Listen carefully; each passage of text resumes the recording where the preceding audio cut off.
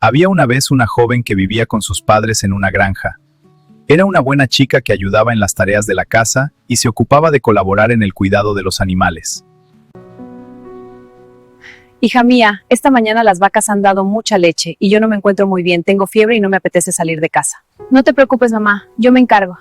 Hay que ir a vender la leche al mercado. ¿Crees que tú podrás hacerlo? La joven, que era muy servicial y responsable, contestó a su mamá. Claro, mamita, yo iré para que tú descanses.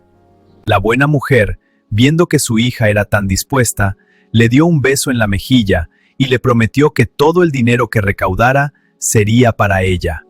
Qué contenta se puso, cogió el cántaro lleno de leche recién ordeñada y salió de la granja tomando el camino más corto hacia el pueblo. Ya sé lo que haré. Con las monedas que me den por la leche voy a comprar una docena de huevos. Los llevaré a la granja, mis gallinas los incubarán y cuando nazcan los 12 pollitos los cambiaré por un hermoso lechón.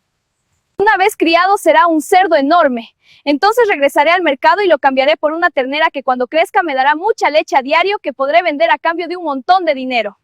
La joven estaba absorta en sus pensamientos, tal y como lo estaba planeando. La leche que llevaba en el cántaro le permitiría hacerse rica y vivir cómodamente toda la vida. Tan ensimismada iba que se despistó y no se dio cuenta que había una piedra en medio del camino, tropezó y cayó al suelo, se hizo unos rasguños en las rodillas pero su cántaro voló por el aire y se rompió en 1000 pedazos. La leche se desparramó por todas partes y sus sueños se volatilizaron, ya no había leche que vender y por tanto, todo había terminado.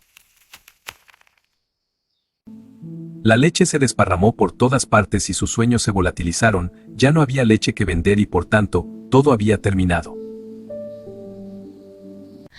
¡Qué desgracia!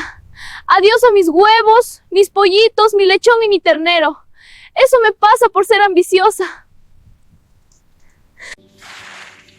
Estos pedazos rotos con mi corazón. Debo volver con mi familia, aunque duela.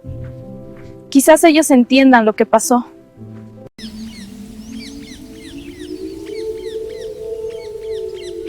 Moraleja, a veces la ambición nos hace olvidar que lo importante es vivir y disfrutar el presente.